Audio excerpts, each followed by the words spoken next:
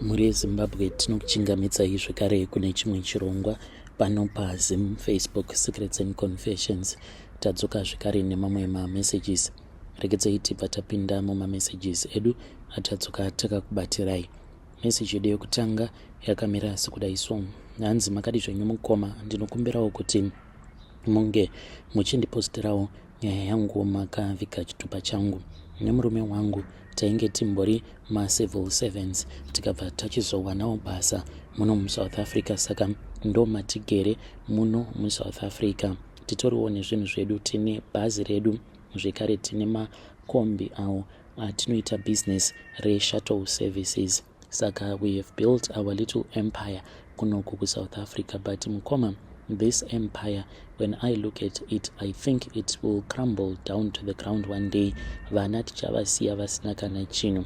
Chandoda kungobvunza kubva kumhuri yeZimbabwe ndechekuti mari idzi dzacho dzemishonga, sezvo takaudzwa nasekuru avo vakatirombesa vekuMalawi vakazoshaika zvavo, takasangana navo muno muJoburg, tainge titoriwo nenyaya dzedu dzimwe dzatainge tichifambira. Saka sekuru ava ivo vakabva vachizotipa mushonga uyo watakashandisa mumabusinesses edu kuzonosvikawo tichizotenga bhazi. Saka vakati zuva iro rekuti murume wangu achashaika kana kuti ndini ndichatanga kufa, hanzi ipapo upfumi hwedu huchakamurwa nepakati, sezvo one anenge afa, then upfumi ihwohwo hunobva hwachizokamurwa nepakati.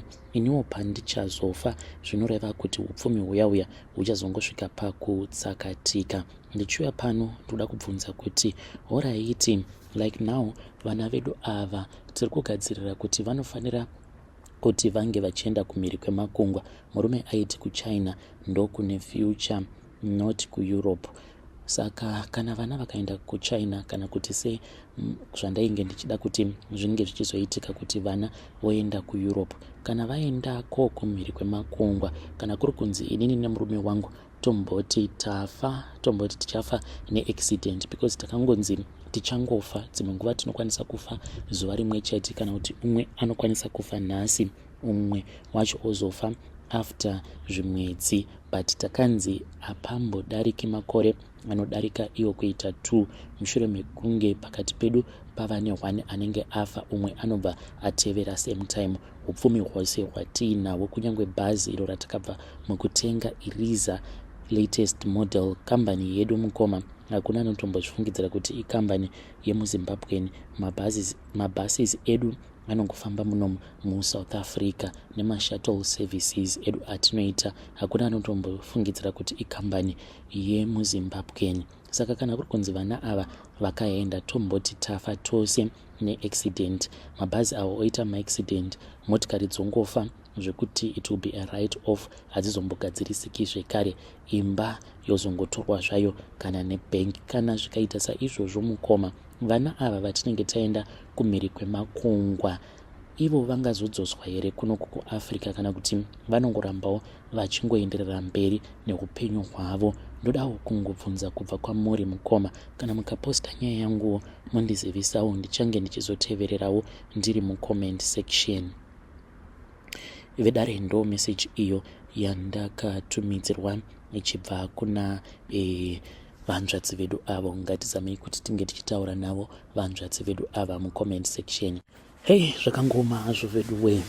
Chavari kuda kuziva ndechikuti toti washandisa mari dzeurombwa, wobva waita zvemavhisa, kutenga maflight tickets, wobva waendako kumhiri kwemakungwa. Saka kana ukazoendako kumhiri kwemakungwa, zvinhu zvaizvo zvobva zvaexpire, chii chinozoitika? Pakaipa ngatitaurei navo mucomment section. Regedzai tibva taenda panyedu inotevera. Nyedu inotevera yakamira sekudai so: hanzi makadi zvenyu mukoma, ndinokumbirawo kuti munge muchindiposterawo nyaya yanguwo makavhiga chitupa changu. Ininiwo ndauyawo pano ndichitsvakawo advice kubva kumhuri yeZimbabwe. Mukoma, murume wangu iye ari kuti life yacho sezvo yanyanyisa kuoma, tadii tamboenda kuMozambique, tine kamari kedu ako katiinako kanokwana iko kuita 10,000 rands. Saka ari kuti ko tadii tatora mari yacho iyoyo toenda kuMozambique. Ane umwe murume uyo waakataura naye anobva kuMozambique. Zvino ini kuromba kwacho ndanga ndiri kuda hangu kuromba, but ndiri kutya kuti tinokwanisa kusatoromba zvachose, tosvikako tobva tabirwa mari kana kuti tobva tangosengedzwa dzimwe mhepo mukoma. Munozvionawo sei mhepo dzekuti dzinozototi tambudza futi apa tagara tiri varombo vekupedzisira. Kamari aka ndanga ndichitofungidzira kuti zvimwe kuda kana tikadzokera kumusha tobva tatsvaka business rekuti tichange tichizoita business iroro, but iye ari kuti kwete, ngatiitei zvekuromba. Vedare ndo message iyo yandakatumidzirwa ichibva kuna vanzvadzi vedu. Ngatizamei kuti tinge tichitaura navo mucomment section. Enzwaiwo nyaya iri pano, hanzi iyi mukoma, zvakaoma hazvo vedu we. Ndakazvarawo mwana wangu, apa mwana uyu ndakamumitisiwa nechikomba ndiri kumusha. Pandakaona kuti ndainge ndiine pamuviri, ndokubva ndaita speed ndikabva ndachizouya kuno kuSouth Africa kumurume. Saka sezvo ndainge ndichitozviziva kuti ndainge ndakamitisiwa nechikomba, apa manje nhumbu yacho yakaramba kubva. Ndakaedza zvose mukoma kuti ndinge ndichibvisa nhumbu, but zvikatoramba zvachose.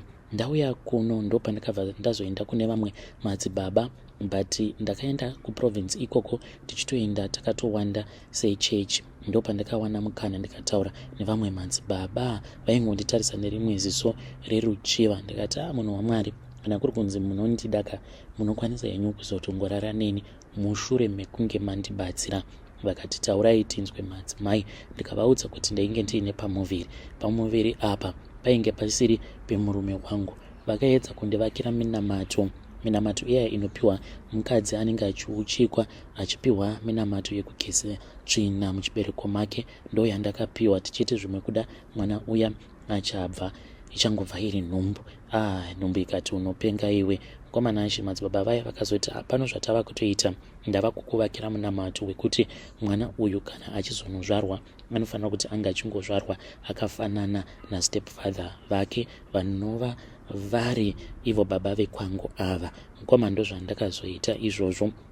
Ndaiti makuseni ndaimuka ndobva ndageza, ndobva ndatanga kudira dumbu rangu nemvura ndichichingidzira nekapu. Ndonwa kapu yose yemvura. Mwana uyu akangoti achingonozvarwa, ndaiti pose pandinomugezesa kakachema mukoma, because ndakakageza ne1 day. Saka mvura iya yakazonotanga kunopinda pachironda padumbu paguvhu apa, because kainge kachirika kacheche 1 day kwava kutomugezesa. Murume wangu akandibvunza kuti naiwe ko uri kuitei? Izvo ndainge ndichirwidzana nekuti mwana uyu ange achizotoredzera baba vacho, ange achizofanana nemurume wangu. Pari zvino mukoma, kana mukamutarisa mukatarisa murume wangu, kana mukazoteerera confession, munokwanisa kufungidzira kuti itongori nyaya yekugadzirira, but ndo zvakatoitika. Akafanana zvisingaite nemurume wangu, kuita mabhanzi chaiwo. Hapatombodi kana DNA nekuda kwekuti ndo zvinotaurwa nemurume wangu. Kana mukaposta nyaya yanguwo ndiziviseiwo, ndichange ndichizotevererawo ndiri mucomment section. Rekedzei tibva taenda panyedu inotevera. Nyedu inotevera yakamira sekudai so. Hanzi makadi zvenyu mukoma, ndinokumbirawo kuti munge muchindiposterawo nyaya yanguwo makavika chitupa changu. Ndauyawo pano ndiine confession yangu iyo yandinayo. Iniwo ndakatengesera imwe n'anga. Mukoma zvitaurike. Ndainge ndichida kuti ndinge ndichiwanawo munhu anondibatsira mushure mekunge ndataura neumwe agent uyo wandakataura naye paFacebook. Saka agent uyu akandiudza maprices ake. Ndakauyawo kunoku kuIreland mukoma, this was last year. Ndakaitawo zvekutenga COS. Saka mari dzainge dzichidiwa mukoma dzaitosvika kuma $10.8 US. Tataurirana paya. Ndaitongobvunzawo zvekungobvunzawo, but kuri kubvunza kwemunhu anenge asitomborina mari. Vakandiudza maprices avo. Ndakashaya kuti ndoita sei. Komana ashe, ini ndaitomboshanda samaid wepa next door, wepamba peimwe n'anga yamunotoziva kunyange ndikakuudzai. Munotoiziva iripo panapa paYouTube. Saka sekuru ivavo vainge vaine munhu uyo ainge akauya kwavari akavaudza kuti iye ane urombwa hwake. Munoona zvinoita n'anga, kana pamba payo pakauya munhu anenge akaromba. Saka vakaona kuti zvikwambo izvi zvikwambo zvekuti zvakapanduka hazvo, but zvakangopanduka nekuda kwekuti muridzi wazvo haana kukwanisa kuzviitira zvazvainge zvichida kunzwa panguva yacho iyoyo.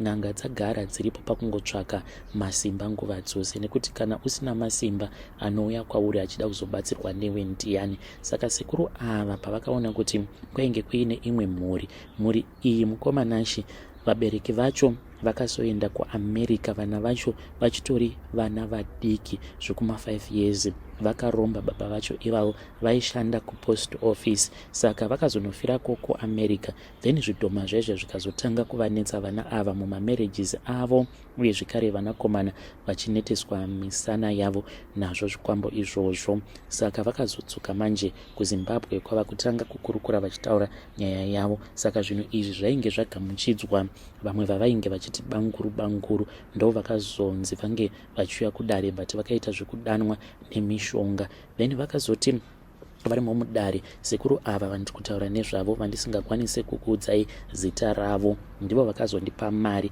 yekuti ndinge ndichibhadhara COS kana agent wacho mukoma. Kana kuri kunzi ndikakupai mafoni numbers ake, anotokuudzai kuti akatopiwa mari iyoyo nasekuru vacho ivavo n'anga, ende vakatotaura vose akatoti iwe dai zvaita, because ndinotya kuti kana zvikaramba sekuru ava vanokwanisa kutongondiroya. But iye hake chaasina kuziva ndechekuti ndine masacrifices andakaita.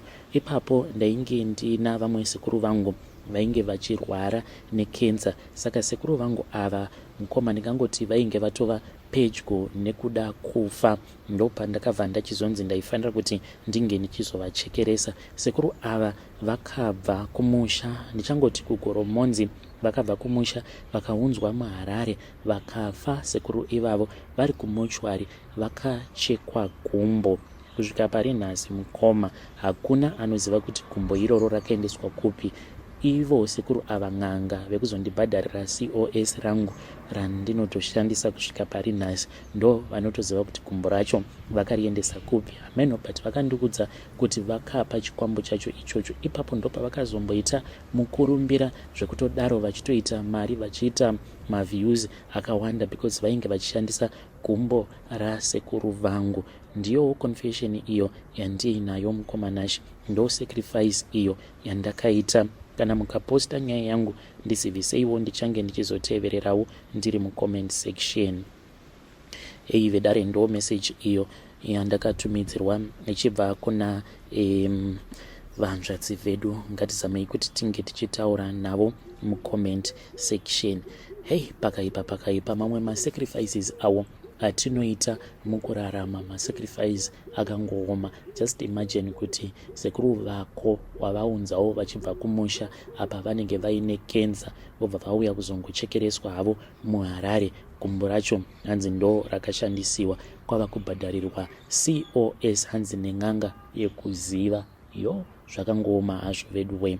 Regedzai tibva taenda panyaya yedu inotevera. Nyaya yedu inotevera yakamira sekudaiso. Hanzi makadi zvenyu mukoma, ndinokumbirawo kuti munge muchindiposterawo nyaya yangu makaviga chitupa changu. Ndauyawo pano ndiine confession yangu iyo yandiinayo. Mukoma nemudzimai wangu takaenda kune rimwe sowe, taenda kuya takabva tachizoudzwa kuti mudzimai wangu iye ainge atori nemweya wenjuzu uyo wainge uri paari, asi njuzu iyi yainge yakabatwa, yakasungwa, hanzi nevamwe bamunini zvekare nevamwe vatete vake. Saka kuti njuzu iyi inge ichizosunungurwa, hanzi aifanira kuti ainge achizotora chipfeko chemwana weavo vaainge achishandira. Zvinhu izvi pazvakaitika mwana wacho iyeye ainge achiri ne3 months, akazoshayika mwana uyu almost 1.5 months later ndokubva achizofa. Zvino tazodzokera kusowe kuya tikanotaura naBishop tichida kubvunza kuti ko laki rose iro ratainge tava kusangana naro laki iroro rainge richikonzereswa here nekufa kwainge kwakaita mwana uya. Bishop vaya vagoti votanga kundituka vachiti waida kupfimba mudzimai wangu. Chakaitika ipapo mukoma ndechekuti vainge vasingadaviri mamessages, saka ndakabva ndachizotora mafone numbers emudzimai wavo ndakatomakumbirawo kune vamwe vekuchechi ndokubva ndachizotanga kutaura nemudzimai wavo. Ivo vakazotora foni yemukadzi wavo kwava kundiitira audio vachipopota vakati uri kuda kupfimba mudzimai wangu. Ndakazoendako nemudzimai wanguwo tichida kunyatsokunzwisisa kuti kolaki ratainge tichisangana naro rainge richibva kupi, because mudzimai wangu akanhonga handbag mukoma yainge iine mari yaisvika kuma 20 something thousand. Vakati ndakakuudzai kuti mudzimai wenyu ane shavere njuzu ndikakugadzirirai zvinhu zvenyu zvikanaka, saka muri kudei pamba pangu, hamuna kunditenda futi. Ndokubva vatidzinga pamba pavo. So mwana uyu akashayika, ndokubva taramba tichingoenderera zvedu mberi neupenyu. Takatangawo kabusiness kedu. Mushure mekunge tatanga kabusiness zvinhu zvikatofaya, tikabva tachizotenga motikari yedu. Takatenga motikari iyo yatinoshandisa, ndinopota ndichiitawo zvekumalayicha, asi iko zvino zvimotikari iyi iri kudhiraivhwa neumwe muzukuru wangu, ndiye anopota achiuya kuno kuJoburg ozoenda zvake kuZimbabwe nezvinhu zvevanhu. Saka nyaya yandiunza pano mukoma ndeyekuti muzukuru uyu iye anoti akambonzwa mwana achichema. Hatina kukwanisa kana kumubudira pachena kuti mwana iyeye waakanzwa achichema apo paainge akamira pabhodha ainge atori mwana chaiye, because iniwo nemukadzi wangu a week before muzukuru azotiudza kuti akanzwa mwana ainge achichema, sound anoti akanzwa sound ichibuda nekutrailer, akatovhuravhura achifungidzira kuti zvimwe kuda mainge muine mwana, akaona kuti mainge musitomborina kana chinhu. Saka muzukuru hatina kumuudza chokwadi. Mwana uyu zuva pandakatanga kumunzwa riri zuva rekutanga wainge huri usiku, ndikangoti maybe kuma past 8 ndakanzwa mwana achichema muwardrobe. Imba yatava kugara iko zvino ine mafitted wardrobes, saka ndavhura kudaro ndakatoona kamwana kacheche kane 3 months kainge kakamonyewa mutsipa mukoma, kakaradzikwa nedumbu asi musoro wacho wakatarira mudenga, kakangoti ndikaridza mhere. Mudzimai wangu akamuka, ainge akamuka asi akarara. Kamwana kaya ndokubva kanyangarika. Iyewo ane rimwe zuva iro raakaona kamwana ikako kainge kari mutabu. Akati ari busy achigeza mudzimai wangu, anoti ndipo apo paakabva achizoona kuti mutabu imomo maainge akagara mainge muine kamwana kaya ako kaakabira hembe tichizonopa kuna madzibaba. Saka ndichiuya panapa mukoma nashi ndine nyaya iyo yandiinayo. Madzibaba ava vakatoudza vamwe vanhu kuti ivo vari kuda kutiitira mhiko dzekuti tinge tichizofa. Ndichitaura nemi kudai so mukoma, makumbo angu anopota achirwadza, ndinonzwa ndichinzi jujuju ndichita sekunge ndiri kubayiwa netsono. Ndauyawo pano veduwe ndiri kutsvakawo munhu anokwanisa kundibatsira. Kana ariko munhu anokwanisa kundibetsera, please ndibetsereiwo, ndichange ndichizotevererawo ndiri mucomment section. Vedare ndo message iyo yandakatumidzirwa ichibva kuna pakaipa ichibva kuna mukoma vedu. Ngatizamei kuti tinge tichitaura navo mukoma vedu ava mucomment section. Strange things indeed they do happen in this world. Regedzai tibva taenda panyedu inotevera. Nyedu inotevera yakamira sekudai so. Hanzi makadi zvenyu mukoma, ndinokumbirawo kuti munge muchindiposterawo nyaya yanguwo makavika chitupa changu. Ndauyawo pano ndiine confession iyo yandiinayo. Confession yangu mukoma yakamira sekudai so. Ininiwo ndinoda kureururawo kuti ndiri kushandira umwe mukadzi wekuGhana. Saka mukadzi uyu wandinoshandira iye ane imwe weave iyo yaanopota achindipa. Musi iwoyo waanondipa weave iyoyo mukoma, musikore wese wezuva panenge pakangozara macustomers pasaluni. Ininiwo ndinoitawo zvekuisa manails, saka dzimwe nguva ndinombopota ndichitemwa nemusoro. Ndikutodawo help kubva kwamuri yeZimbabwe nemaadvices. Kana mukaposta nyaya yanguwo ndiziviseiwo, ndichange ndichizotevererawo ndiri mucomment section. Vedare ndo message iyo yandakatumidzirwa ichibva kuna vanzvadzi vedu. Zvakangooma hazvo vedu we. ngatisanganei zvekare mune zvimwe zvirongwa zvinotevera. If you love TikTok, change ndichizoposta mamwe maconfessions ikoko, mashort confessions anoti netsei kuposta panapa paYouTube. So I'll put the link in the description box nemu-comment section. Ndanga ndiine imwe profile yandakagadzira, saka ndikuona kuti vanhu vari kungoramba vachingofollowa profile yacho pasina kana chandiri kumboposta ikoko, saka ndichazama kuti ndinge ndichitanga kuposta content kuTikTok ikoko. Ngatisanganei zvekare mune zvimwe zvirongwa zvinotevera.